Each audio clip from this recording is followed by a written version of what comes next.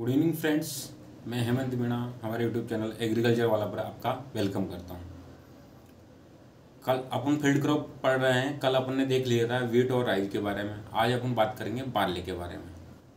Class की ओर आगे बढ़ने से पहले मैं आपसे एक ही बात कहना चाहूँगा, जो मैं पढ़ा रहा हूँ या जो आप पढ़ रहे हैं उसको अच्छे से पढ़ लेना, क्योंकि एग्रीकल्चर में 70+ नंबर होना आपके ज़रूरी है। अगर आपके इससे मार्क्स कम रहते हैं तो बैलेंस बिगड़ जाएगा, और बैलेंस बिगड़ जाएगा तो फिर आपको पता है क्या होना है। हल्के में मत लीजिए, वैकेंसी बहुत सारी है, ऐसे हो जाएगा नहीं। आपको तैयारी करते रहना है, रेगुलर पढ़ते रहना है। ठीक है, चलिए आगे बढ़ते हैं, देखते हैं बार्ले। जो earliest type of barley 2 row barley, जो पहले का जो बार्ले था वो उसमें 2 रो होती थी। अभी के दिन में कितनी रो हो रही है? 6 row barley. Barley is comparatively more tolerant to saline and alkaline soil other than cereal. मतलब जो बार्ले होता है वो सेलाइन और अल्कलाइन सोइल के लिए टॉलरेंस होता है, किसकी तुलना में? अदर सीरियल्स की तुलना में। Barley flour does not contain gluten. Barley में ग्लूटेन नहीं पाया जाता है। The leaves of barley are usually broader. Barley की पहचान क्या है? इसकी जो पत्तियां होती है वो वीट से थोड़ी बड़ी होती है, लाइट ग्रीन होती है। वीट की डार्क ग्रीन होती है, रफली होती है, स्मूथली नहीं होती, चिकनी नहीं होती, थोड़ी रफली होती है वीट से। आगे देख लेते हैं। The barley grain are mostly use in the production of malt. किसके लिए यूज किया जाता है बार्ले के जो ग्रेन है? किसके लिए यूज होगा? माल्ट के प्रोडक्शन के लिए। माल्ट क्या होता है? कार्बोहाइड्रेट युक्त पदार्थ है। Which is use breweries to make beer, alcohol, malt, vinegar और ईस्ट। बियर, एल्कोहल बनाने के लिए जो का उपयोग किया जाता है। प्रोटीन कंटेंट कितना होता है? 11.5%। किसके फॉर्म में होता है? एल्ब्यूमिनोइड्स के फॉर्म में होता है। ये क्वेश्चन कई बार एग्जाम में आ चुका है। बार्ले में प्रोटीन कंटेंट कितना होता है और किस फॉर्म में होता है? 11.5% प्रोटीन होता है। किस फॉर्म में होता है? एल्ब्यूमिनोइड्स के फॉर्म में होता है। क्लासिफिकेशन देख लेते हैं। Classification of varietal group of barley. Hordeum vulgare इसका बॉटनिकल नेम है। किसका? बार्ले का। Hordeum vulgare. It is 6 row barley, all 3 spikelet are fertile. जो 6 रो बार्ले है उसमें all 3 row are fertile. 6 row barley में 3 रो फर्टाइल होती है, मतलब तीनों रो इसकी फर्टाइल होती है। Spikelet in 6 distinct row are arranged. Spikelet होता है इसका, वो 6 बराबर रो में अरेंज होता है, इक्वल डिस्टेंस पे। किसके? ट्रेचिस के आसपास। Lemma of all the floret are awned and hooded. इसमें जो आपने देखा होगा वीट और बार्ले देखा होगा, इसमें थोड़ा तीखे तीखे नुकीले होते हैं, उनको बोलते हैं एवन और हुडेड। जो लेमा होते हैं उसका एवन सो निकले रहते हैं। ठीक है। एक होता है Hordeum irregulare, is most commonly cultivated India. India में कौन सा कल्टिवेटेड है? Hordeum irregulare. इंडिया में cultivate in this group year में भी 6 रो और 2 रो। इसमें 6 रो भी हो सकता है और 2 रो भी हो सकता है। Lemma does not bear Evans and hooded. उसमें लेमा बियर रहता है एवंस और हुडेड, इसमें डज नॉट बियर एवंस और हुडेड। ये चीज़ को ध्यान रखना है। और इंडिया में सबसे ज़्यादा यही किया जाता है। कौन सा? होर्डियम इरेगुलर। ठीक है।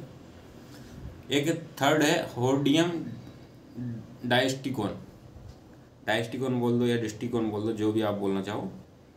It consist of only 2 row barley, only central spikelet is fertile.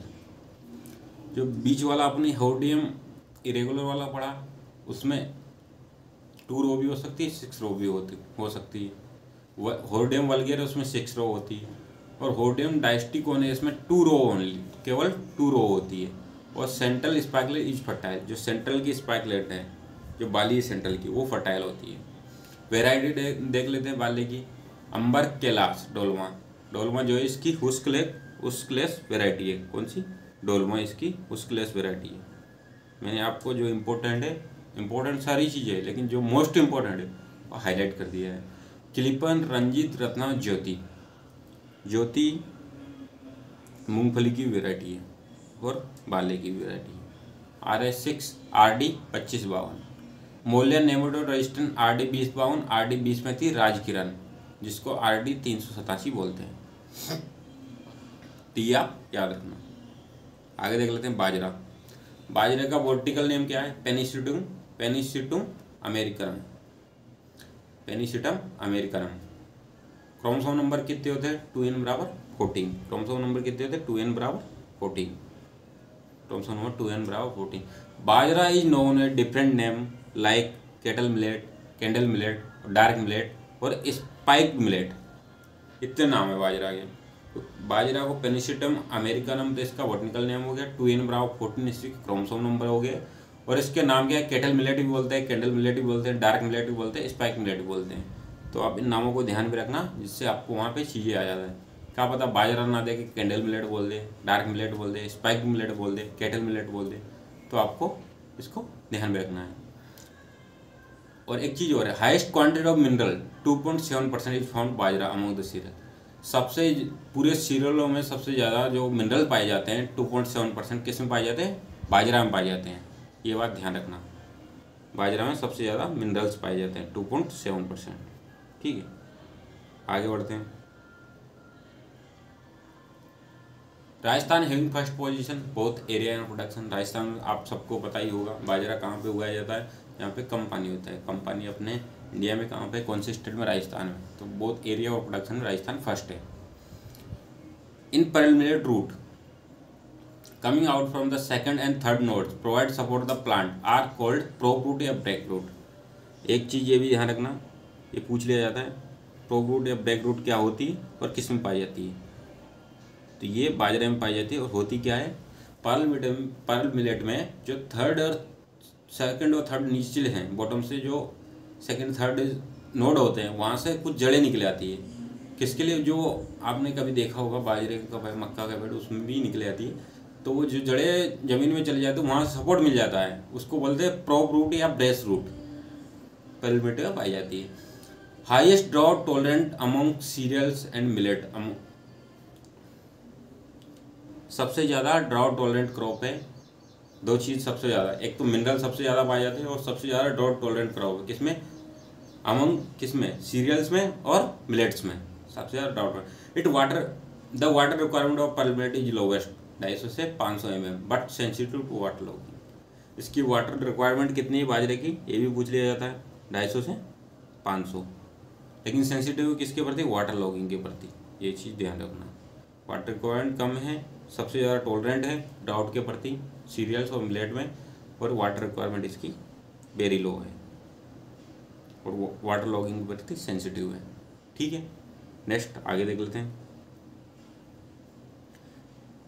In pearl millet the inflorescence is predominantly protogynous. Protogynous का मतलब क्या होता है? इसमें जो एक तो फ्लोर में दो पोर्शन है, एंड्रोसियम और गाइनोसियम। एंड्रोसियम जो मेल पार्ट होता है और जो गाइनोसियम है फीमेल पार्ट होता है। तो इसमें गाइनोसियम एंड्रोसियम से पहले मैच्योर हो जाता है, मतलब पहले परिपक्व हो जाता है। किससे पहले? एंड्रोसियम से पहले गाइनोसियम। तो क्या लिखा? In pearl millet the inflorescence, उसी की अवस्था को बोलते हैं प्रोटोगाइनस। ठीक है, in pearl millet the inflorescence is predominantly protogynous and therefore stigma are seen few days before appearance the anther. Anther के पहले स्टिग्मा दिखाई देता है, which greatly facilitate natural cross pollination. कौन सा पोलिनेशन पाया जाता है? Naturally cross pollination. किसमें? पर्ल मिलेट में। ये भी चीज़ आपको ध्यान रखनी है। Seed rate for direct sowing, अगर डायरेक्ट सोइंग कर रहे हैं तो सीड रेट कितनी है? 4 से 5 किलोग्राम, और ट्रांसप्लांटिंग कर रहे हैं 2 किलोग्राम प्रति हेक्टेयर। सीड रेट आपको याद रखनी है 4 से 5 किलोग्राम, अगर डायरेक्ट सोइंग कर रहे हैं तो ट्रांसप्लांटिंग के लिए 2 किलोग्राम। ये आपको याद रखनी है। आगे देख लेते हैं। Hybrid variety Tift 23-A1 was the first male sterile line of pearl millet. ये आपको याद रखने हैं। देखो मैंने कल भी आपको बताया था, ये क्रॉप्स हैं, इनमें 90 to 95% आपको याद ही करना है, रटना है। अब आप उसको समझ के रटें या अपने हिसाब से जैसे भी रटना चाहे वैसे रट सकते हैं। मेरा काम मैं आपको समझा दूंगा, कुछ चीज़ें नहीं हो तो आप डाउट भी पूछ सकते हैं। व्हाट्सएप में मैसेज करके पूछ लो, कमेंट करके पूछ लो, तो आपको कोई डाउट हो तो आप पूछ सकते हैं। Hybrid variety Tift 23-1 was the first male sterile line in pearl millet. First hybrid कौन सा है? HV1 release in 1965। कहाँ से? Punjab Agriculture University Ludhiana, PAU Ludhiana. It's cross Tift 23-1 A male sterile और BIL3B इसका क्रॉस है, ये भी याद रखना है। फर्स्ट हाइब्रिड कौन सी? HB1 हाइब्रिड बाजरा 1। HHB 67 पूसा मोती BG 104 from IRI। PHB 10 hybrid release from Punjab Agriculture University Ludhiana 1975। ये चीज़ भी आपको ध्यान रखनी है। PHB 10 release from Punjab Agriculture University in 1975, ये आपको याद रखनी है। अब देख लेते हैं नेपियर घास के बारे में। नेपियर घास for development of forage variety Pusa Napier 1 the first interspecific, एक होता है इंट्रा स्पेसिक, एक होता है इंटर स्पेसिफिक। इंटर स्पेसिक क्या होता है? अलग अलग स्पीशीज में क्रॉस करवाना, और इंट्रा क्या होता है? एक स्पीशीज की वैरायटी में क्रॉस करवाना।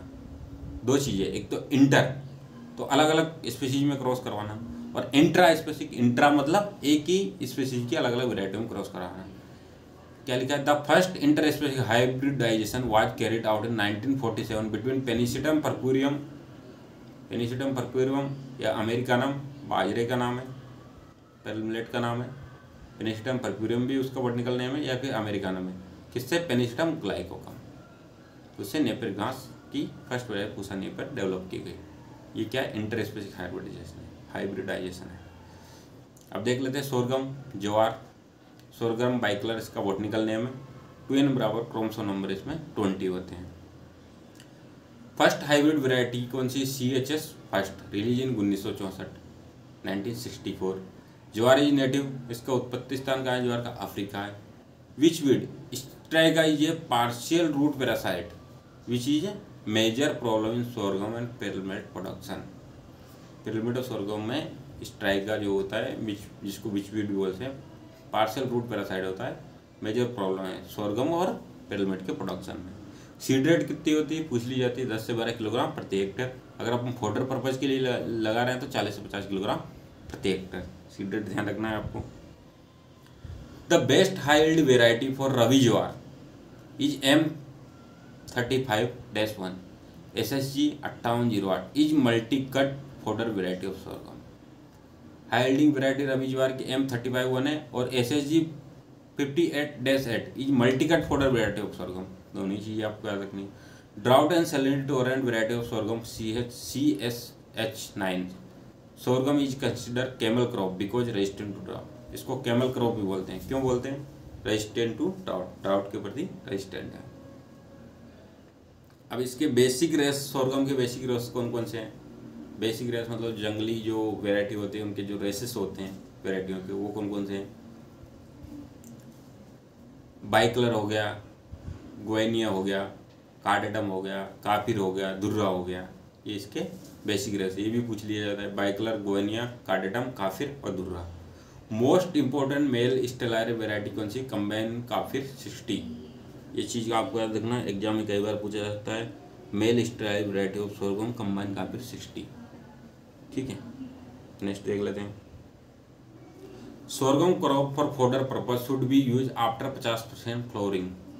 जो सोरगम क्रॉप है फोडर के लिए कब यूज करनी चाहिए? जब 50% flowering. Because sorghum leave at knee stage possess high amount of HCN hydrocyanic acid, इसको धुरीन भी बोलते हैं या प्रुसिक एसिड बोलते हैं। बीज इज पॉइजनस टू एनिमल। ये क्वेश्चन एग्जाम में कई बार आ चुका है कि हाइड्रोसाइनिक एसिड या धुरीन या प्रुसिक एसिड या HCN किस्म पाया जाता है सोरगम के लीव्स में, और 0.5 ग्राम इसकी मात्रा अगर जानवर खा ले तो उसकी मृत्यु हो जाती है। ये कब होता है? जब ड्राउट कंडीशन, जब स्ट्रेस कंडीशन होती है तब होती है। इसलिए सोरगम को जो चारे के लिए यूज करना चाहिए 50% फ्लोरिंग के बाद ही यूज करना चाहिए, क्योंकि जो कम स्टेज होती है, जहाँ पत्तियों वाली स्टेज होती है, उसमें अगर पानी की कमी होगी तो उसमें HCN बहुत ज़्यादा बन जाएगा, इससे जानवर की जान को खतरा हो सकता है। Sorghum is called camel crop of desert because it produce good yield under high temperature and low soil moisture. Camel of desert का ऊंट कैमल कहा जाता है या कैमल क्रॉप कहा जाता है। क्यों? क्योंकि ये अंडर हाई टेम्परेचर और लो मॉइस्चर कंडीशन में अच्छा yield उत्पादन करती है। इसके इनफ्लोरोसेंस को क्या बोलते हैं? जो सोरगम का इनफ्लोरेसेंस होता है उसको क्या बोलते हैं, पेनिकल बोलते हैं उसको। ये पेनिकल पेनिकल होता है उसको हेड्स बोलते हैं, हेड्स। द सोरगम ग्रेन पूर इन लाइसिन, लाइसिन कंटेंट में पूर होते हैं, सभी सीरियल में कमी होती है लाइसिन की content, but rich in leucine. ये चीज़ आपको ध्यान रखनी है, सोरगम में लाइसिन की कमी होती है, लगभग सभी सीरियल में होती है, लेकिन ल्यूसिन की मात्रा अधिक पाई जाती है, ये भी आपको ध्यान में रखना है। और इसके पेनिकल को हेड बोलते हैं, ये भी आपको ध्यान में रखनी है। आगे देख लेते हैं, शुगर केन के बारे में पढ़ते हैं। सेकेरम ऑफिसिनेरम बॉटनिकल नेम हो गया, Saccharum officinarum. Saccharum officinarum known as noble cane, इसको नोबल केन भी बोला जाता है, इसको गन्ने को, शुगर केन को। In India great research of hybridization is can done by, किसके द्वारा, इंडिया में क्या है, T S. Venkataraman, hence is known as sugar cane wizard. Sugar cane wizard के नाम से किसको जाना जाता है, टी.एस. वेंकटरमन को शुगर केन विजार्ड के नाम से क्यों जाना जाता है, क्योंकि शुगर केन के जो हाइब्रिडाइजेशन है उस पर ग्रेट रिसर्च की थी। The word saccharum derived from, saccharum जो वर्ड है संस्कृत से लिया गया है, जिसका मतलब शर्करा होता है, इसका मतलब डेराइव्ड संस्कृत से लिया गया है शर्करा से, जिसका मतलब क्या होता, शुगर होता है, शुगर मतलब शर्करा। Sugar industry largest agro based industry after textile, जो कपड़ा, टेक्सटाइल मतलब कपड़ा उद्योग के बाद में शुगर इंडस्ट्री सेकंड नंबर की सबसे बड़ी इंडस्ट्री है, सबसे पहले टेक्सटाइल उसके बाद। इन इंडिया 2006 की बात है, in India 2006 there are about 582 sugar factory, maximum in Maharashtra, सबसे ज़्यादा कहाँ है, महाराष्ट्र में। The maximum sugar factory 317 are in cooperative sector followed by private sector 203 factory. Area और डिस्ट्रीब्यूशन की बात कर लेते हैं। एरिया सबसे ज़्यादा इंडिया, ब्राज़ील, क्यूबा, इसका जो सबसे ज़्यादा एरिया है इंडिया, ब्राज़ील, क्यूबा में। कहाँ है, इंडिया, ब्राज़ील, क्यूबा। प्रोडक्शन कहाँ है, ब्राज़ील में, फिर इंडिया, क्यूबा में, ये आपको याद करने।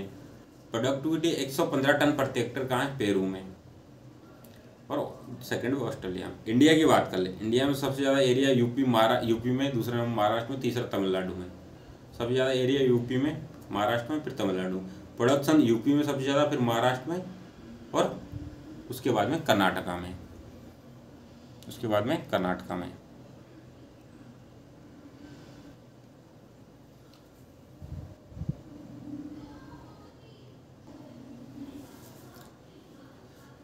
यूपी, महाराष्ट्र और तमिलनाडु एरिया प्रोडक्शन में यूपी में सबसे ज़्यादा है, फिर सेकंड नंबर है महाराष्ट्र पे, और तीसरे पे कर्नाटक। प्रोडक्टिविटी कहाँ है, प्रोडक्टिविटी का मतलब क्या है, एक हेक्टेयर में सबसे ज़्यादा कहाँ निकलता है, तो तमिलनाडु की प्रोडक्टिविटी सबसे ज़्यादा है, 99.3 टन प्रति हेक्टेयर तमिलनाडु की प्रोडक्टिविटी है। आगे देख लेते हैं, बॉटनिकल, इसकी फैमिली क्या है, ग्रेमनी पोएसी। जितने भी सीरियल क्रॉप है सबकी फैमिली ग्रेमनी या फिर पोएसी कह दो। क्रोमोसोम नंबर कितने अलग अलग होते हैं, 2n बराबर 80 भी है, 118 भी है, और 120 कुछ भी। तो ये इसमें 2n बराबर 80। Perennial plant, inflorescence of sugar cane known is arrow which is open branch panicle. इसके इनफ्लोरेसेंस को क्या बोलते हैं, एरो बोलते हैं, जो क्या होता है, ओपन ब्रांच पेनिकल होता है। ये चीज़ आपको याद रखनी है। इंटरमीडिएट शॉर्ट डेप प्लांट है, शॉर्ट डेप प्लांट है, रिक्वायर 12 से 14 hour for flowering. Intermediate short day plant है, 12 से 14 आवर फॉर फ्लावरिंग के लिए चाहिए। Sugar cane is tropical plant, sugar cane is tropical plant, give more yield in southern part of country. Sugar cane क्या है, tropical plant है, और इसकी जो यील्ड है वो साउदर्न पार्ट ऑफ कंट्री के, साउदर्न एरिया है, कर्नाटक, तमिलनाडु, उनमें ज़्यादा है। South India is ideal for sugar cane cultivation. इसका उत्पत्ति स्थान या फिर ओरिजिन का है, न्यू गुयाना।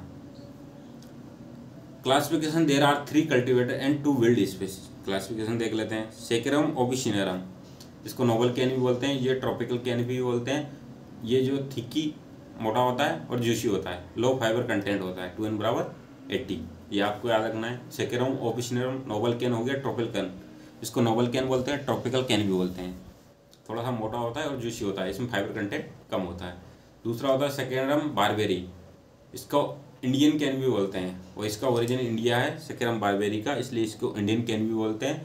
इसमें सुक्रोज कम होता है और हाई फाइबर कंटेंट होता है, शॉर्ट एंड छोटा होता है और पतला होता है। 2n बराबर इसमें होते हैं 82 से लेकर 124। एक होता है तीसरे नंबर का सेकेरम साइनेंसिस, जिसको चाइनीज कैन भी बोलते हैं, सेकेरम साइनेंसिस इसको बोलते हैं चाइनीज कैन। तीसरा Saccharum Saccharum sinensis, Chinese cane. Medium sucrose, high fibre content, sucrose कम होता है, मीडियम होता है, फाइबर कंटेंट ज़्यादा होता है, लॉन्ग एंड थिन स्टाल होता है। 2N बराबर इसमें क्रोमोसोम नंबर होता है 118, 118 किस में होता है, चाइनीज केन में 118। बारबेरी में होता है 82 से लेकर 124, और जो सेकेरम ऑफिशियनरम होता है 2N बराबर 80 होता है। विल्ड स्पीसीज कौन सी है, एक तो स्पॉन्टिनियम है, सेकेरम स्पॉन्टिनियम, ये भी विल्ड स्पीसीज है। Saccharum spontaneum very low sugar, sugar बिल्कुल लो होता है, फाइबर कंटेंट ज़्यादा होता है। दूसरी है सेकेरम रोबस्टम, इसमें भी शुगर वेरी लो शुगर होता है। दो स्पीसीज ये विल्ड स्पीसीज है, सेकेरम स्पॉन्टिनियम और सेकेरम रोबस्टम। अब बात कर लेते हैं इसके सोविंग की। Seeds and sowing, material use for sowing is known as seed, piece और सेट। इसके लिए जो मटेरियल यूज किया जाता है शुगर केन के लिए उसको सेट या पीस बोल देते हैं, टुकड़े बोलते हैं। 1 ईयर ऑफ ओल्ड 1/3 ऑफ, 1 साल पुराना जो गन्ना होता है उसका 1/3 to half portion can being comparatively immature. जो इमेच्योर वाला पोर्सन होता है उसको बोने के लिए, उसकी बुआई के लिए अच्छा माना जाता है 1/3 ऊपर वाला पार्ट, जिसमें ग्लूकोज कंटेंट ज़्यादा होता है, जो जर्मिनेशन को अच्छे से करता है। ग्लूकोज कंटेंट जर्मिनेशन को बढ़ावा देता है। 3 बडेड 45 से 40,000 सेट प्रति हेक्टेयर, या फिर 75 से 80 कुंटल प्रति हेक्टेयर। ये भी एग्जाम में पूछा जाता है। कितने, 3 बड़ वाले 45 से 40,000 सेट प्रति हेक्टेयर, या फिर 75 से 80 कुंटल केन प्रति हेक्टेयर। ये बात हो गई। Sett should be treated with 0.5% solution of Agallol और रेटेन। किससे ट्रीटमेंट करना चाहिए जो सेट होते हैं उनका, 0.5% सोल्यूशन एगालाल और रेटेन से।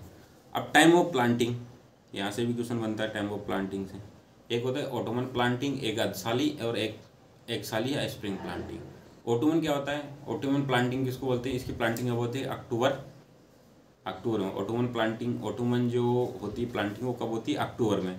कहाँ पे होती है, नॉर्थ इंडिया में। अर्धसाली, नाम से ही लग रहा है अर्धसाली, मतलब एक और आधा, अर्धसाली। जो इसकी प्लांटिंग होती है अर्धसाली, जो मेनली उगाया जाता है सभी जगह अर्धसाली उगाया जाता है। तो इसकी एक होता है ऑटोमन, इसकी नॉर्थ इंडिया में होती है, अक्टूबर में प्लांटिंग होती है। एक अर्धसाली जून जुलाई में इसकी प्लांटिंग होती है। और एक कितना टाइम लेता है मैच्योर होने, 15 से 18 महीने, इसलिए इसका नाम क्या है, अर्धसाली, 1 साल और आधा साल। तो 15 से 18 month for harvesting. It's commonly grown Maharashtra, south India, Maharashtra में उगाया जाता है अर्धसाली। 15 से 18 महीने की क्रॉप होती है, जून जुलाई में इसकी प्लांटिंग। आपको प्लांटिंग का टाइम इसका याद रखना है। एक साली जिसको स्प्रिंग बोलते हैं, इसकी स्प्रिंग या फिर बोरो जनवरी फरवरी में जिसकी बुआई होती है। Take about 1 year of harvesting, commonly grown north India. एक साली स्प्रिंग नॉर्थ इंडिया में उगाया जाता है, जनवरी फरवरी में इसकी बुआई होती है, प्लांटिंग होती है। ऑटोमन की प्लांटिंग अक्टूबर में होती है, नॉर्थ इंडिया में उगाया। अर्धसाली साउथ इंडिया महाराष्ट्र में उगाया जाता है, इसकी प्लांटिंग जून जुलाई में होती है और 15 से 18 महीने हार्वेस्टिंग में लेता है। अब प्लांटिंग की मेथड देख लो, शुगर केन में प्लांटिंग की methods of planting. Method of planting में देख लेते हैं। प्लांटेड सेलो, फ्लैट प्लांटिंग एक होती है, flat planting.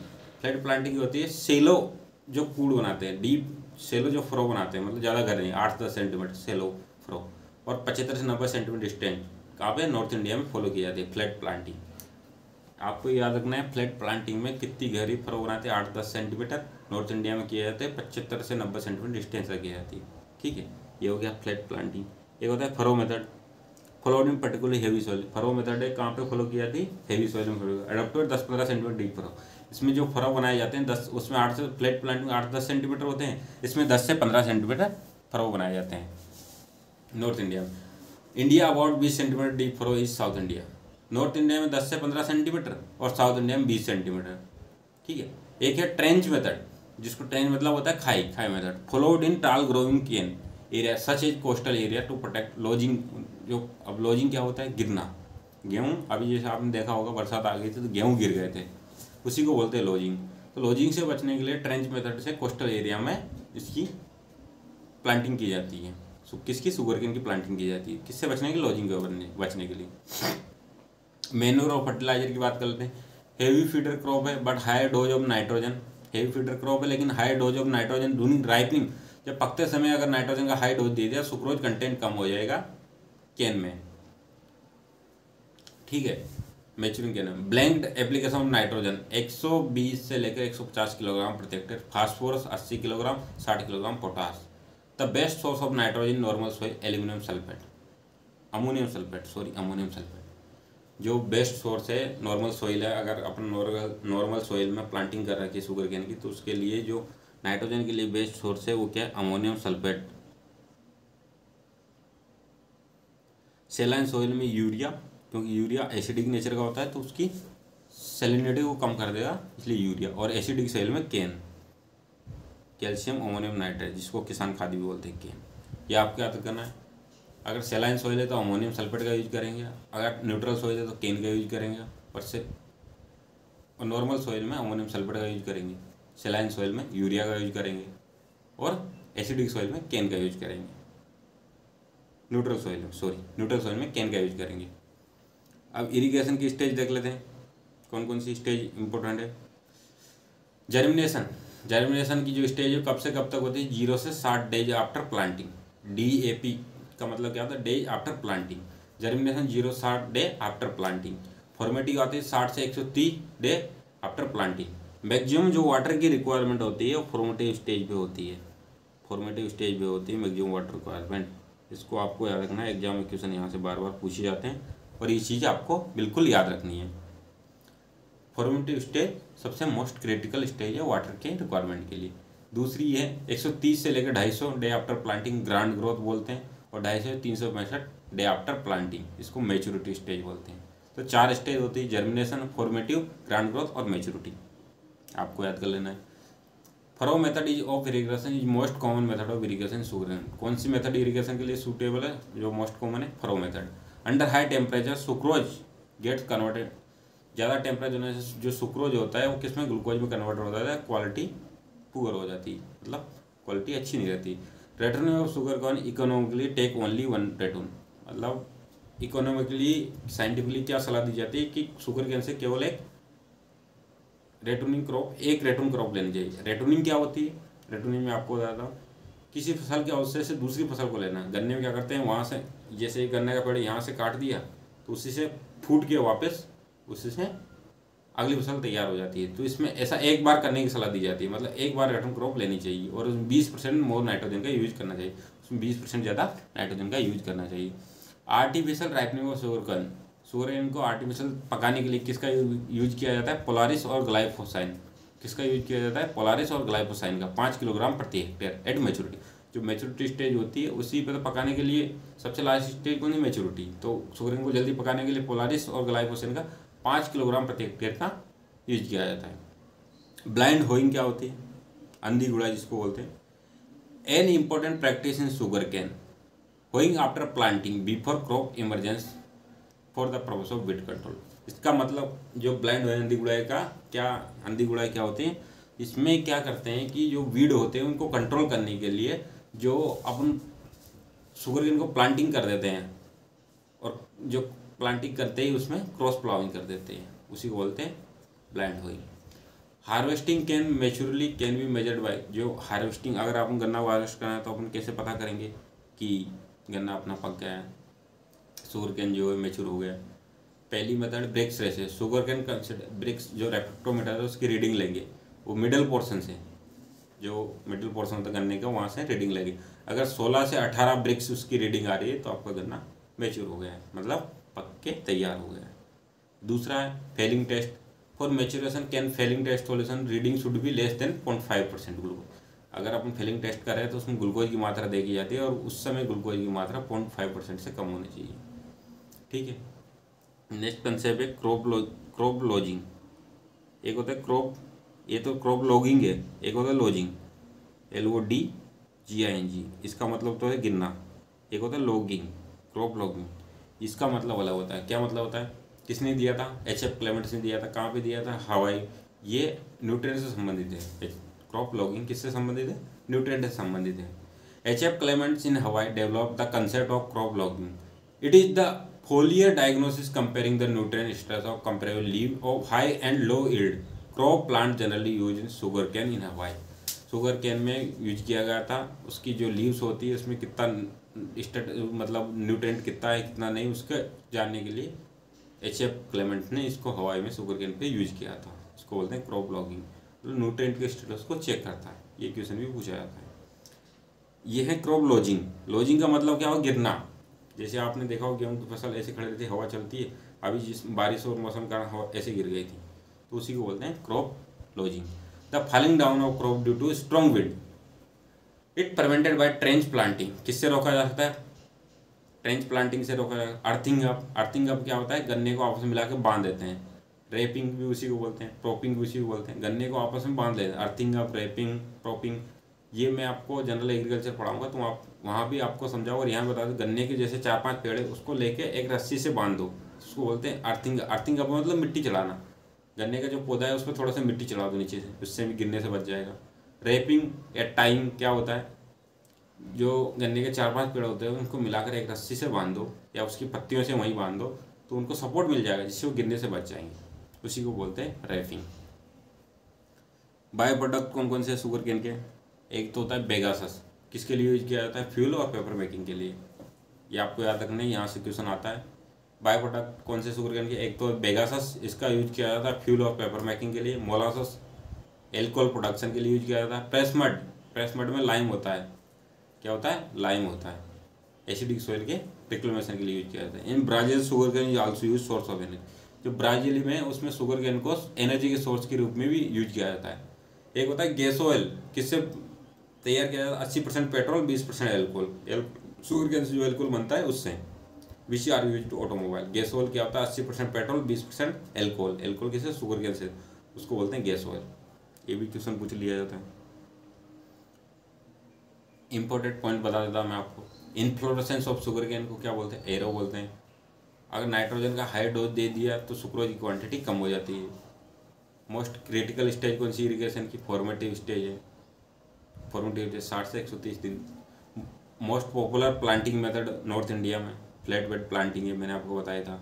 Drinks reading should be for proper maturity के लिए 16 से 18 TSS total soluble solid, total soluble solids. Soil which are unsuitable for sugar cane. Sugar cane के लिए अनसूटेबल कौन सी soil? Saline soil. Saline soil जो है sugar cane के लिए अनसूटेबल है। कौन सी सोइल में शुगर केन को कल्टीवेट करने का मना किया? सेलाइन सोइल। सेलाइन सोइल अनसूटेबल है। ठीक है, आगे देख लेते हैं। नोवल केन, नोवल केन या फिर ट्रॉपिकल केन जिसको बोलते हैं, सेकेरम ऑफिशियरम को बोलते हैं। अर्धसाली शुगर केन प्लांटेड जून जुलाई में 15 से 18 महीने की क्रॉप है। State have highest productive Tamil Nadu की है। Earthing in sugar cane should be done. Earthing कब की जाती है शुगर केन? मिट्टी कब चढ़ाई? जून जुलाई में चढ़ाई जाती है। अर्थिंग कहाँ पे इंपॉर्टेंट प्रोडक्शन है? महाराष्ट्र में इंपॉर्टेंट प्रोडक्शन है। Tying should be done month, अगस्त में टाइंग की जाती है, मतलब बांधना पत्तियों से 4-5 गन्ने को पेड़ को बोला, उसको टाइंग बोलते हैं। कब की जाती है? अगस्त के महीने में की जाती है। स्पेसिंग कितने रखते हैं? 92 centimetre row to row. Wild cane का Saccharum spontaneum. Burning of leave done for improve sucrose juice quality. उसकी केन, बर्निंग ऑफ केन, केन की जो बर्निंग की जाती है किस लिए की जाती है? उसमें सुक्रोज और जूस की क्वालिटी को बढ़ाने के लिए। Indian cane indigenous to north and eastern India, Saccharum barberi. Saccharum barberi Indian cane है। ये अपनी क्रॉप यहाँ पे पूरी हो गई। कौन सी? शुगर केन क्रॉप यहाँ पे पूरी हो गई। ठीक है, बाकी की अपन जो और क्रॉप है उनको नेक्स्ट क्लास में देखेंगे, अगले लेक्चर में उनको देखेंगे। आप इनको पढ़ते रहिए, ऐसा नहीं है कि अपन ने नहीं पढ़ रहे, पढ़ना आपको ही पड़ेगा। इसमें समझाने वाला कोई पोर्शन नहीं है, सिर्फ रटनी ही चाहिए। अगर मैं नहीं पढ़ा था तो आप लोग बोलते नहीं पढ़ाया, लेकिन मैंने पढ़ा दिया और अब आपको याद करना है। और दोस्तों एक बात और कहना चाहूँ, अगर आपको मेरी वीडियो अच्छी लग रही हो, अगर मैं अच्छा पढ़ा रहा हूँ आपके हिसाब से, तो अपने दोस्तों को शेयर कीजिए और वीडियो को लाइक, शेयर और चैनल को सब्सक्राइब कीजिए। ठीक है, मिलते हैं नेक्स्ट क्लास में। जय हिंद, जय भारत।